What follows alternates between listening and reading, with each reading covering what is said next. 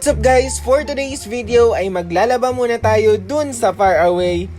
Huy! Bakit ang layo? Di nilang sa malapit. Naiinis ang taong dahil nga tayo ay tamad at nagsusugat ang ating kamay pag naglalaba, tayo ngayon ay magpapa-laundry. Ngayon nga ni Ho ay pinagtutupi ko muna ring damit ko at gawa ng nakakahiya naman kung labo-labo aring abigay dun sa mag-pick up. Dali na nga rin Ho ako nagtupi na rin gawa ng papunta na daw diyan yung ma-pick up. Ay kakoy baka pag dumating din hindi ko pa natutupi baka ribigay ko ng rambulan. Ho ay nilabas na aring mga lamog ko at pagkalabas ko nga ni Ho ay talagang saktong dumating na rin si kuyang ma-pick up na rin aking damit. 370 nga rin lang pala Ho ang 8 kilo kaya napagpasyan ko na ipalondry na laang. Total ako rin naman ay may ekstrang pera. Baba ko nga ni Ho ay nandini na pala si kuya naghahintay sa akin at sabi niya ay akiluin niya daw muna yung aking damit. Maigi na lang Ho at talagang may dalang kiluhan si kuya dahil hindi ko rin naman talaga Ho alam kung ilang kilo yung damit na aking apalabhan. Gawa nga ni Ho na kapag lumampas aring damit ko sa 8 kilo ay magabayad ulit ako ng 170. Ay kanina ay lumampas ay di akong pinabawasan na laang. Pagkasara ko nga ni Ho na ringgit ay ako'y naipit ay di nga ulman din dun tayo sa far away. Uy! Naiinis. Hindi na rin nga Ho nagtagal ay na-deliver na rin agad sa akin kaninang hapon yung mga damit na aking pinalabhan. Pagkatapos ko nga ni Ho makuha yung mga damit na pinalabhan ko, ako'y nagluto muna na ring specialty ko. Nagluto nga ni Ho ako na ring sisig na sardinas na talaga namang kayang-kayang makipagsabayan sa mga masasarap na ulam.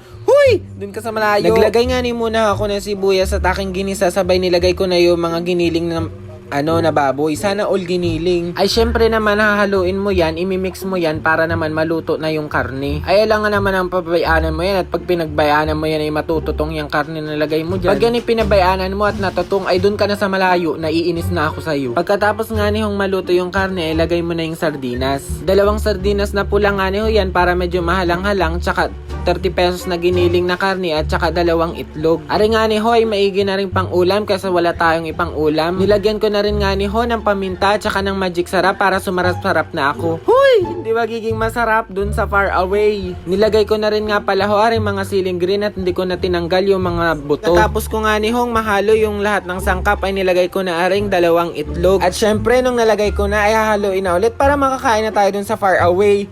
Huy! Naiinis. At dahil nailagay na lang natin lahat ng sahog, eh bakit naman sahog? Hindi naman tayo baboy. At nang nailagay na nga ho natin ang mga sangkap ay hintay na lang ho nating maluto at tayo kakain na. Sa mga nanonood nga ni ho pala, huwag nyo naman ho kalimutang mag-follow dito sa ating page at mag-subscribe sa ating YouTube channel. Mag-react, mag-comment and share nyo na rin ho itong ating video. Dahil kapag nagbunga na ho ang ating paghihirap ay ako naman ang tutulong sa inyo at kayo naman ay aking pasasalamatan. Ayan, at dahil luto na ang ating sisig sardines ay tayo ready nang kumain. Kain na ho kayong lahat dun sa far away.